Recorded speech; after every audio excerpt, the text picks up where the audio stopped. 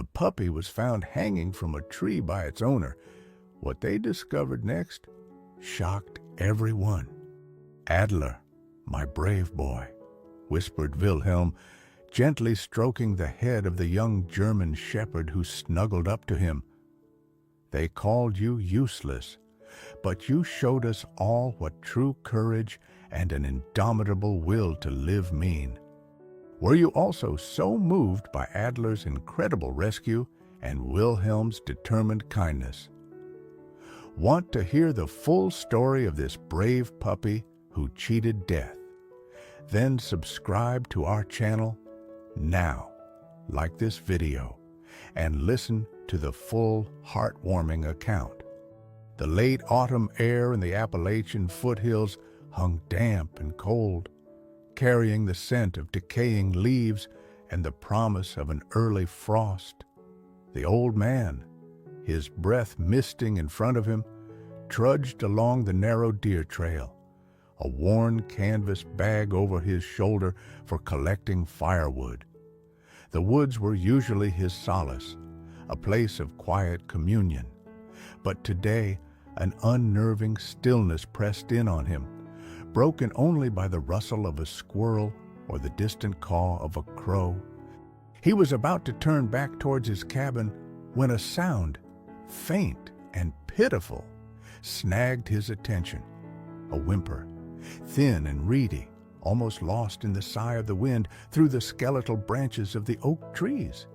He paused, head cocked, listening intently. There it was again, a desperate, almost inaudible cry. His heart, a tired old muscle, gave an uneasy lurch. He pushed through a thicket of rhododendrons, following the sound deeper into a shadowed hollow he rarely visited.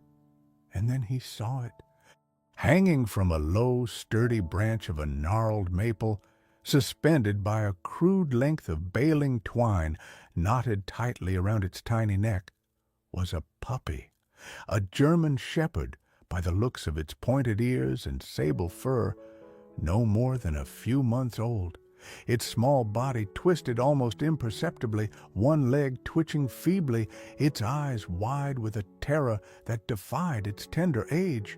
A small, dark stain was spreading on the damp leaves beneath it. A strangled cry escaped the old man's lips. He fumbled in his pocket for his worn clasp knife, his hand shaking so violently he could barely open the blade. He lunged forward, sawing at the taut twine, his own breath catching in his throat. The puppy dropped with a soft thud into his waiting arms, a pitifully light weight. It was still alive, but barely. Its breathing was shallow, ragged.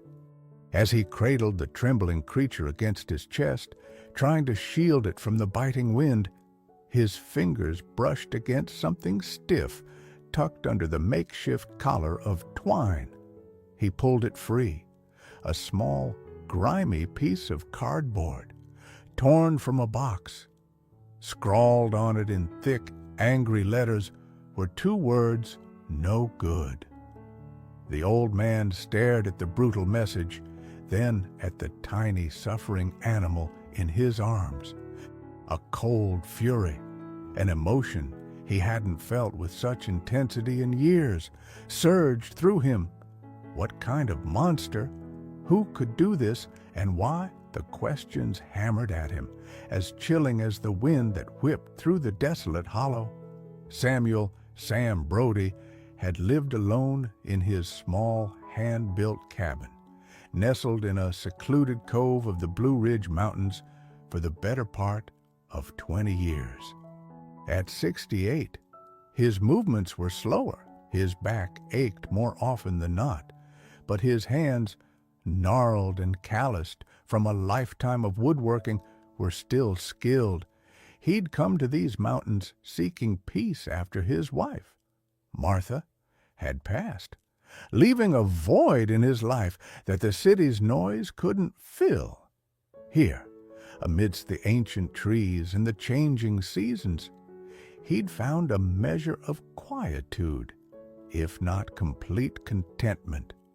His days followed a simple rhythm, tending his small vegetable patch in the summer, chopping firewood in the fall, carving intricate figures from local hardwoods in the winter, and long solitary walks through the surrounding wilderness. He knew the forest intimately, its moods, its creatures, its hidden places. He was a man of few words. His interactions with the folk in the nearest town of Havenwood, a sleepy hollow a few miles down the mountain, were usually limited to a weekly trip for supplies. They knew him as Old Man Brody, a reclusive but generally harmless figure. Sam had always had a quiet affinity for animals. Martha had been the true animal lover, their small house once filled with the comforting presence of rescued dogs and cats. After her death, Sam hadn't had the heart to take in another. The responsibility felt too heavy, the eventual parting too painful. But he still left out scraps for the raccoons and an occasional stray cat, and he'd often pause on his walks to observe a browsed deer or a hawk circling overhead. The Appalachian region where he lived was a land of stark beauty and hidden hardships.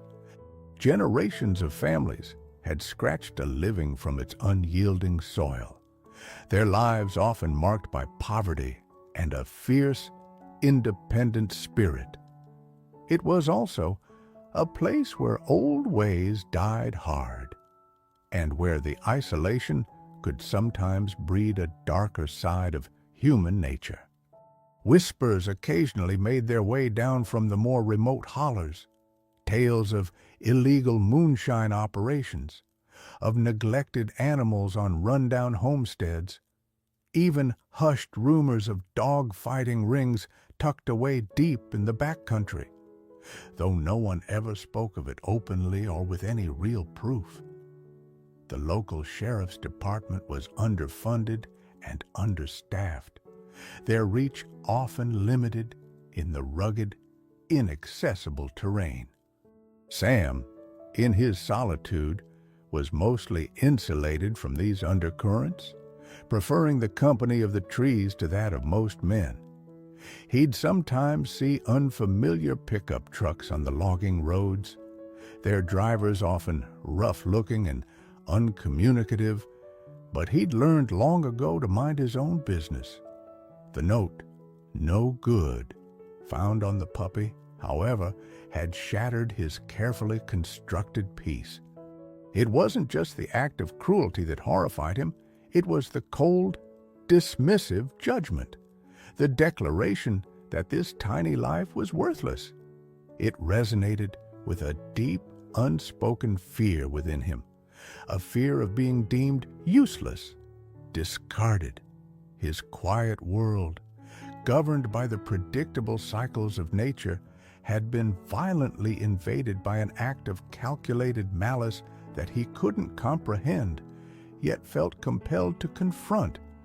The discovery of the puppy, hanging between life and death, was about to reawaken a part of Sam Brody that had long lain dormant, a fierce protectiveness, a stubborn refusal to let cruelty triumph, and a need to find justice, however small, in a world that often seemed to lack it.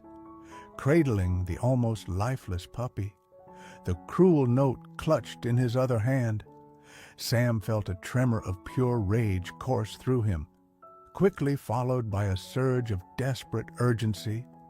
The puppy, he decided then and there, he would call him Spirit, for the tenacious flicker of life that still clung to him was ice cold, his tiny body limp.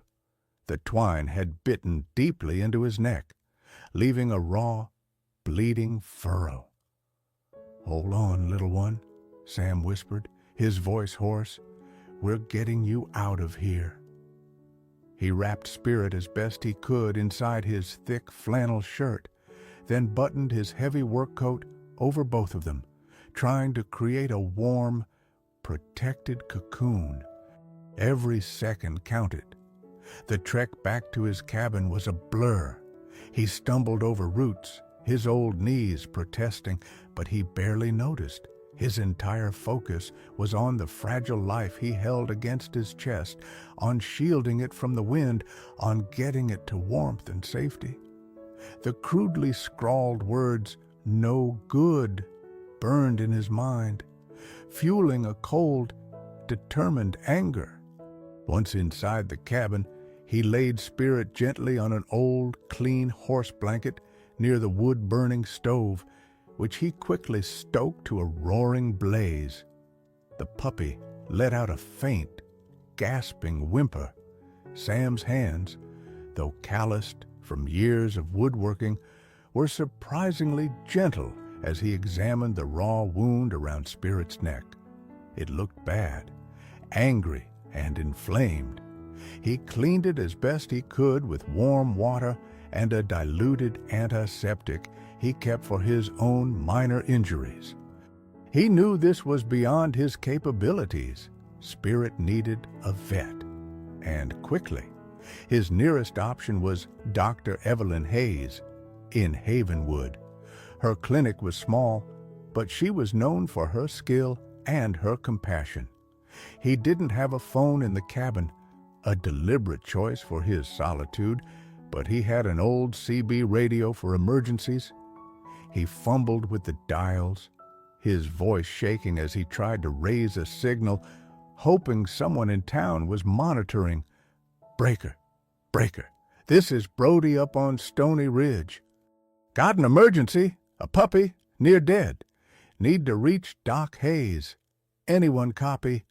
After what felt like an eternity, a crackly voice came back. It was Jed, who ran the volunteer fire watch from the town. "Gotcha. Sam, what's the trouble?" Sam quickly explained the situation, the raw emotion in his voice undeniable. Jed promised to get a message to Dr. Hayes immediately and tell her Sam was on his way. Sam knew the drive down the mountain in his old pickup would be rough, especially with the recent rains making the dirt track slick. He found a small wooden crate, lined it with more blankets, and placed Spirit carefully inside, tucking him in to minimize movement. Spirit's eyes were closed, his breathing almost imperceptible. Sam feared he might not make the journey. His initial goal was simple, primal: save this puppy. The howls of anger at the unknown perpetrator, the questions about why, could wait. Right now, all that mattered was that tiny, fragile heartbeat. The note, "no good," he'd tucked into his pocket. It was a cold piece of evidence, a testament to a callousness that sickened him. He would not let that judgment be Spirit's epitaph. This puppy was good, was worth fighting for. And Sam Brody, the reclusive old woodworker, found himself embroiled in a fight he hadn't sought, but one he was now fiercely determined to win. His solitary, quiet world had been irrevocably broken, and in its place was a burning resolve.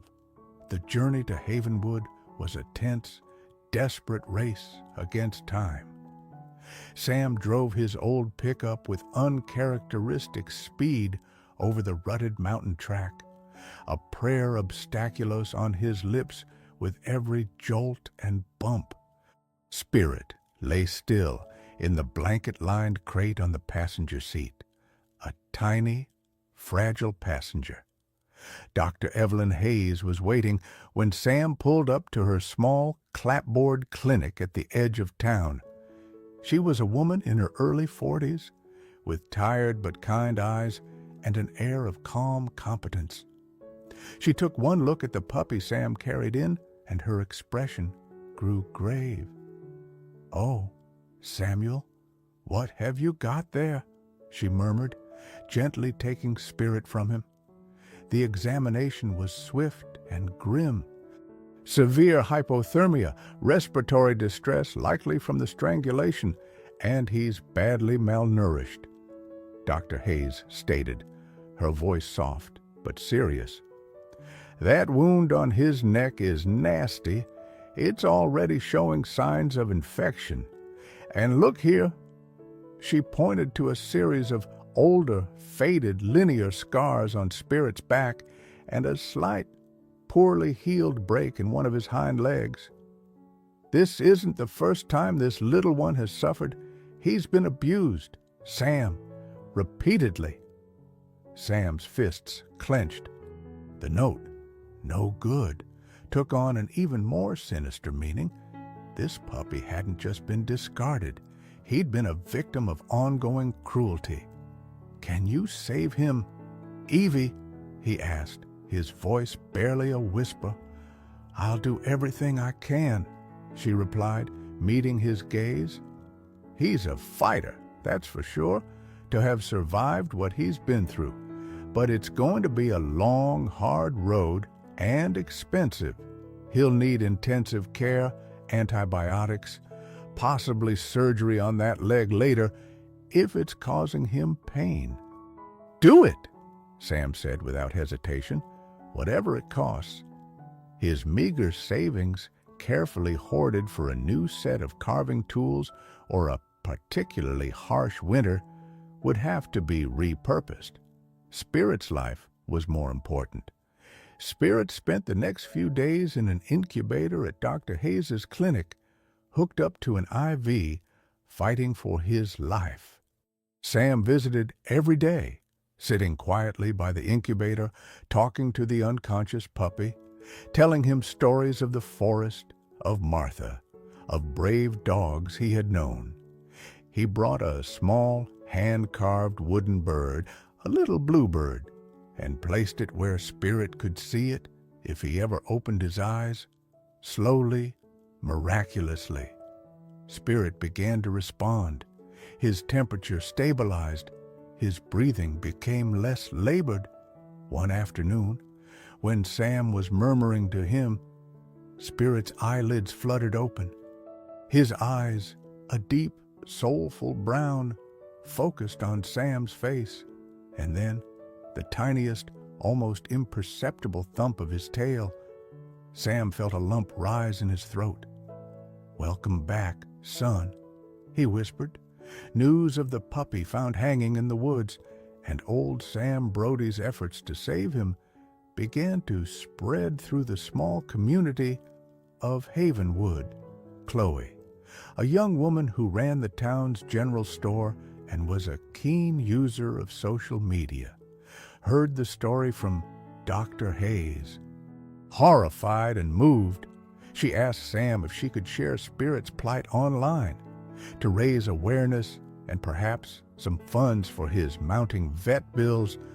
Sam, a man unfamiliar with and distrustful of that internet nonsense, was hesitant, but Dr. Hayes gently persuaded him that it could help. Chloe's post, a simple picture of Spirit in his incubator with a brief, heartfelt account of his rescue and the cruel note, went viral locally. The small town, often divided by gossip and old grudges, united in outrage and compassion. Donations, small at first, then larger, began to trickle into a fund Chloe set up at the clinic. People brought blankets, puppy food, and toys. The local newspaper picked up the story. The miracle pup of Stony Ridge, they called him. Spirit's recovery was slow. The infection around his neck was stubborn. He had nightmares, yelping fits in his sleep. But with Dr. Hayes's expert care and Sam's unwavering devotion, he grew a little stronger each day. The physical wounds began to heal, but Sam knew the psychological scars would take much longer. The note, no good, still lay on Sam's kitchen table, a constant, grim reminder who had done this and why. The cruelty was baffling. Was it just a random act of malice, or was there something more to it? The old scars on Spirit's body suggested a history of abuse. Sam couldn't shake the feeling that the person who had hung Spirit from that tree was still out there, perhaps even nearby. The thought sent a chill down his spine, a new kind of fear mixing with his determination to protect this tiny survivor. A few weeks later, Spirit was finally strong enough to leave the clinic and come home to Sam's cabin. He was still small and frail, a permanent tremor in his hind leg and a raw, puckered scar ringing his neck. But his eyes were bright with a cautious curiosity, and his tail wagged more often than not. Sam's quiet, solitary life was transformed. The cabin, once filled with the ghosts of his past, now echoed with the soft padding of puppy paws and the occasional happy yelp. The local support for Spirit continued, fueled by Chloe's regular updates on her community Facebook page. The story of the miracle pup had given Havenwood something to rally around, a shared focus of compassion in a world that often felt harsh. Then, one blustery afternoon, as Sam was sitting on his porch with Spirit dozing at his feet, a battered pickup truck rumbled up his long driveway. Sam didn't recognize the vehicle or the man who climbed out. He was powerfully built, with a hard, unsmiling face, eyes like chips of flint, and a greasy ponytail tucked under a stained baseball cap. He looked like trouble.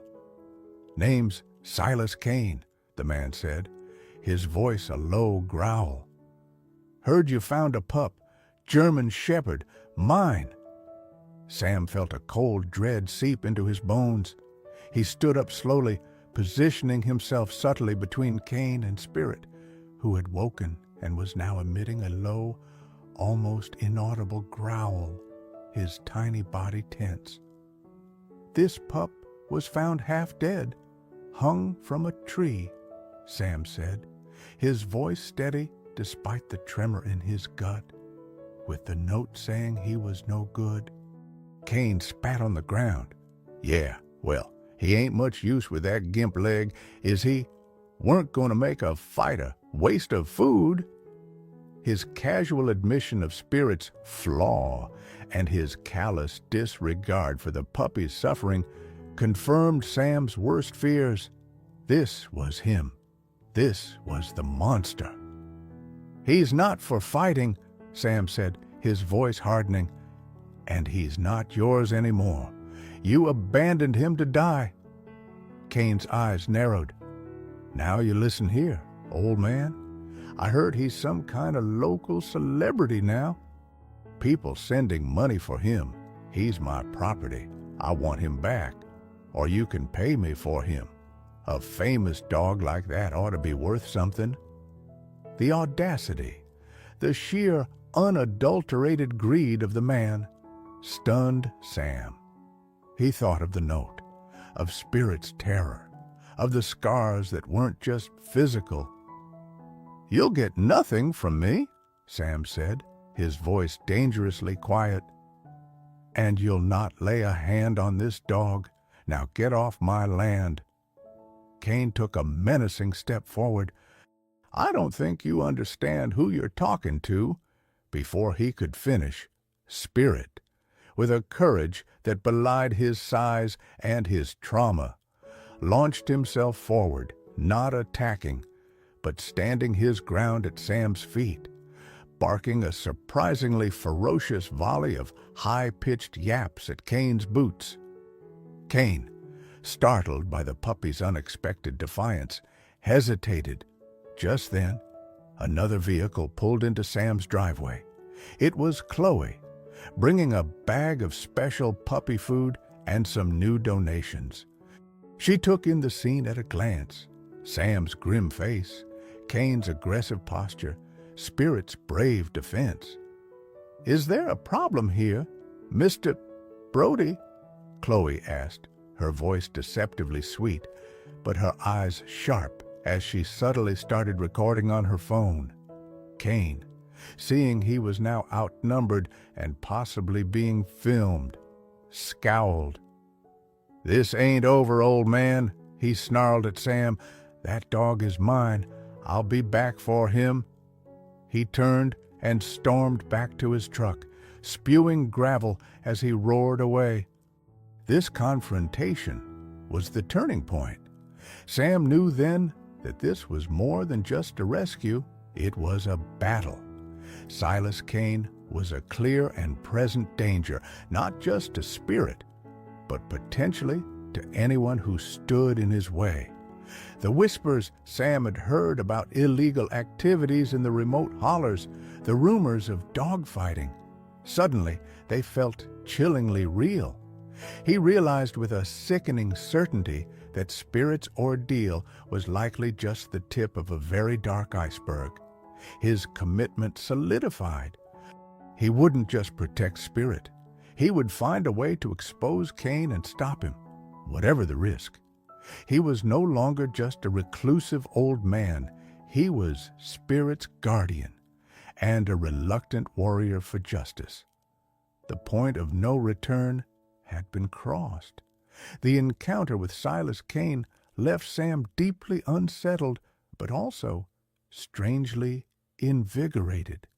The raw fear he'd seen in Spirit's eyes, coupled with the puppy's astonishing bravery, had ignited a protective fury in him he hadn't felt in decades. He immediately called Sheriff Tanner in Havenwood and reported Kane's visit and his threats. Sheriff Tanner listened patiently, promised to make a note of it and have a word with Kane, but cautioned Sam that without concrete proof of Kane's ownership or current abuse, his hands were tied regarding any immediate action against him for Spirit. The previous hanging was an anonymous crime, and Kane hadn't admitted to it. Sam knew he needed more than just a word from the sheriff. He needed to protect Spirit, and he needed to find a way to stop Kane. He confided in Chloe, who was equally disturbed by Kane's aggressive demeanor and his blatant admission of Spirit's uselessness as a fighter. "That man is bad news, Sam," Chloe said, her usual bright energy replaced by a grim determination. "That talk about fighters, it sounds like more than just a mean owner. We need to find out what he's really up to." Together, they started to formulate a plan. Chloe, with her internet skills, began to discreetly research Silas Kane. She scoured local forums, old news archives, and social media for any mention of him or his associates. She found very little official information, but a disturbing pattern of rumors and anonymous online comments emerged, linking Kane to an undercurrent of illegal gambling, animal neglect, and whispers of dog-fighting operations in the more isolated parts of the county. Several posts mentioned a remote, heavily fenced property Kane owned deep in the national forest, a place locals avoided. Sam, meanwhile, focused on Spirit's well-being and on fortifying his cabin. He repaired the old fence around his small yard, checked the locks on his doors and windows, and kept his old shotgun cleaned and accessible, though he prayed he'd never have to use it. He also started taking Spirit on longer walks, not just for exercise, but to rebuild the puppy's confidence and to observe his reactions to the environment, hoping to glean more clues about his past.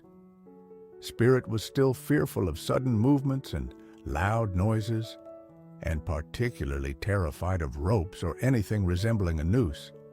But his trust in Sam was growing daily. He was a quick learner, and Sam began teaching him basic commands, marveling at his intelligence and eagerness to please. Dr. Hayes continued to be a steadfast ally. She meticulously documented all of Spirit's injuries, old and new, providing expert testimony that could be crucial if they ever managed to build a solid case against Cain. She also reached out to a statewide animal welfare investigation unit, sharing her suspicions about Cain and the possibility of a dog-fighting ring. The community of Havenwood, largely through Chloe's carefully worded updates on Spirit's progress and the veiled threats he faced, remained supportive. Some local men, old friends of Sam's from his younger days, offered to keep an eye on his property when he had to go into town. The feeling of not being entirely alone in this fight was a huge comfort to Sam. However, Cain was not idle. He began a subtle campaign of intimidation. Sam would find his mailbox dented or unfamiliar tire tracks near his property line. Once, returning from town, he found a dead crow left on his porch steps, a chilling, unspoken message. He knew Cain was testing him, trying to wear him down. The internal conflict raged within Sam. He was an old man, seeking peace. This fight was dangerous, and it was taking a toll on him. There were nights he barely slept, imagining Cain lurking in the shadows. But then he would look at Spirit, at the trusting eyes of this little dog who had been to hell and back, who had chosen to live, to trust again, and his resolve would harden. He couldn't let this puppy down. He couldn't let Cain win. His plan was no longer just about protecting Spirit. It was about dismantling whatever evil Cain was involved in. It was a risky, daunting task, but with Chloe's resourcefulness and Dr. Hayes's professional backing, he felt a glimmer of hope that they might actually succeed. Chloe's online digging finally yielded a significant breakthrough. She found an anonymous post on a protected forum for animal rescue activists, dating back over a year, describing a suspected dog-fighting operation in their very county, with a vague description of the ringleader that bore a chilling resemblance to Silas Cain. The post mentioned a secluded property with high fences and the sounds of dogs barking and fighting late at night. It also mentioned a specific type of crude tattoo or brand mark sometimes seen on dogs rescued from such rings. Dr. Hayes had noted an unusual, faded scar on Spirit's inner thigh that could potentially be such a mark. Though it was too old and distorted to be certain, this information, combined with the local rumors and Cain's own behavior, painted a damning picture. Sam, Chloe, and Dr. Hayes presented their consolidated findings, including Mary's the informant from the example, adapted here as the anonymous forum poster, now more detailed, albeit still anonymous. Communication via Chloe to Sheriff Tanner. The sheriff, initially cautious, became visibly concerned as the evidence mounted. He agreed that there was enough to warrant a more serious, covert investigation into Cain's activities, possibly involving state authorities due to the potential scale of a dog-fighting ring. Cain, however, seemed to sense the net tightening. His attempts at intimidation became more brazen. One evening, as Sam and Spirit were returning from their walk at dusk, Cain's truck suddenly roared up the driveway, blocking their path to the cabin. Cain leaned out, his face contorted in a sneer. "Still got my dog, old man. You're going to regret not giving him back when you had the chance. Accidents happen out here in the woods, to old men, to little pups." He then sped off, leaving Sam shaken but more determined than ever. The threat was clear. Sam knew he couldn't guarantee Spirit's safety or his own much longer if Cain remained free. The official investigation was moving too slowly for his liking. He felt a desperate urgency. This period became Sam's dark night of the soul. The constant vigilance, the fear, the weight of responsibility began to take its toll. He was an old man, not a lawman or a vigilante. He found himself questioning his ability to see this through. What if he failed? What if Cain got to Spirit, or to him? The thought of Spirit enduring more suffering because of him was almost unbearable. He looked at the puppy, now growing into a handsome young dog, his limp less pronounced, his eyes bright with affection for Sam, and a fierce wave of love and protectiveness washed over him, banishing his doubts. He had to protect this brave little soul. He had to stop Cain. He decided on a risky plan. Knowing Cain often checked his illegal traps in a remote section of the national forest bordering his own land, Sam, using his lifelong knowledge of the woods, decided to try and get photographic or video evidence of Cain's activities, something concrete that would force the authorities to act faster. Chloe, despite her fear, insisted on helping, her tech skills invaluable. Under the cover of a moonless night, Sam and Chloe trekked into the woods, equipped with a night vision camera. Spirit, much to his dismay, was left safely locked in the cabin. After hours of patient, tense waiting near an area where Sam suspected Cain operated, they heard it, the unmistakable sounds of dogs yelping in pain and excitement, and men's harsh voices. They crept closer, their hearts pounding. Through a gap in the trees, they saw a horrifying scene, a makeshift fighting pit, lit by harsh floodlights powered by a generator, and Silas Cain at the center of it, urging on two bloodied, snarling dogs. Chloe, her hands shaking, managed to get several minutes of damning video footage before a twig snapped under Sam's foot. Cain's head whipped around, his eyes instantly locking onto their position. "Who's there?" he bellowed. They had to run. The escape through the dark woods, with Cain and possibly others crashing through the undergrowth behind them, was terrifying. But they had the evidence. The final confrontation was now inevitable, and they had the weapon they needed to bring Silas Cain down. The video footage was undeniable, horrific, grainy, but clear enough to show Silas Cain at the heart of an active dog-fighting ring. Sheriff Tanner, confronted with such irrefutable proof, had no choice but to act swiftly and decisively.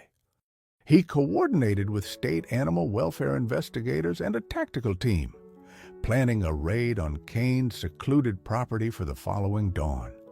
Sam and Chloe, though they had provided the crucial evidence, were instructed to stay away for their own safety.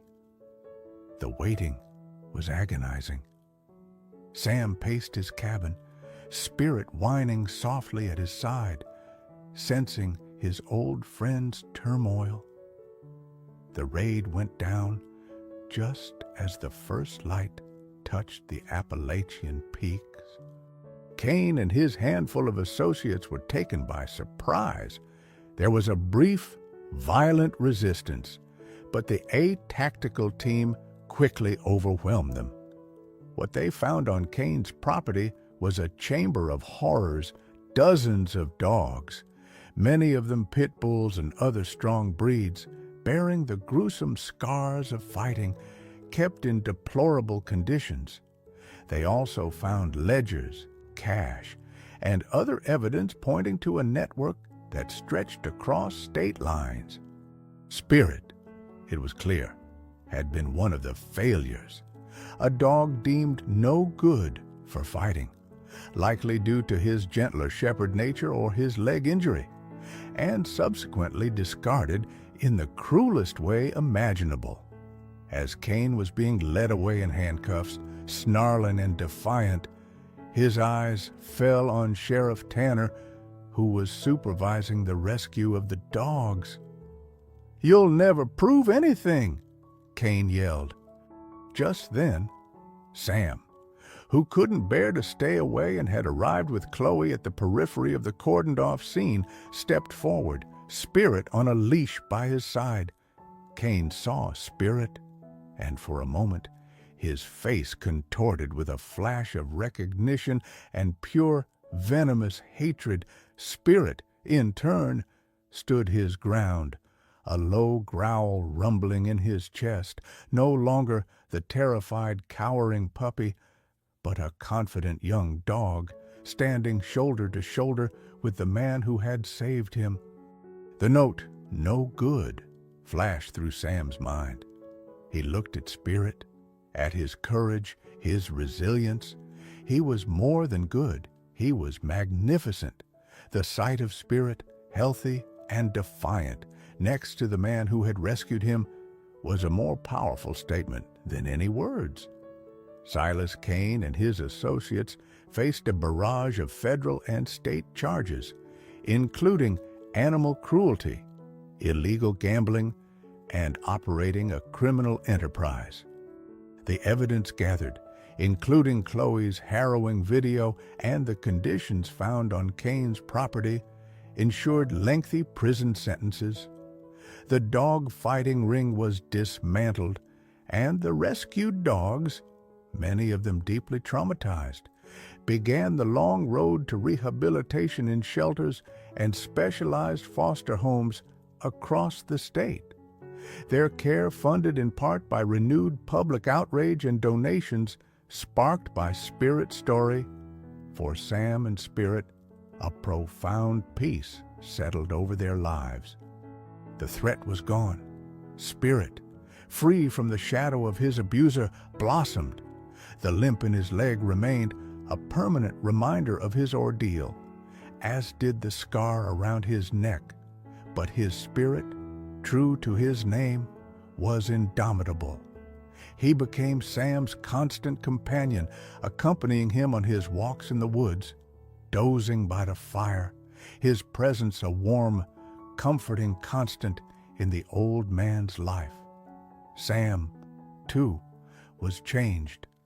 The fight for Spirit had pulled him out of his reclusive shell.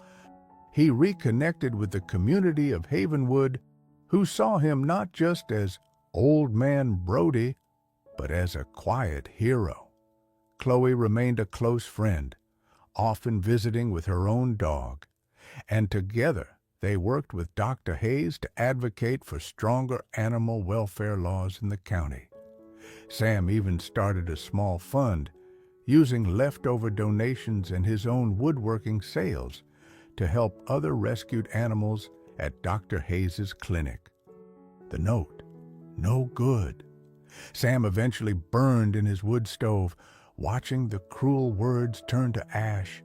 Spirit was the living refutation of that judgment. He was good, he was brave, he was loved. Years passed. Sam grew older, Spirit more gray around the muzzle, but their bond remained, a silent testament to survival, courage, and the extraordinary capacity of a broken spirit, both human and canine, to heal and find love again.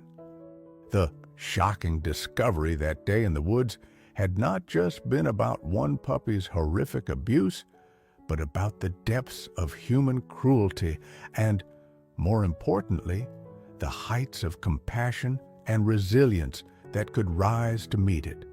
And in the quiet cabin in the Appalachian foothills, an old woodworker and his scarred German shepherd found their own quiet, enduring peace.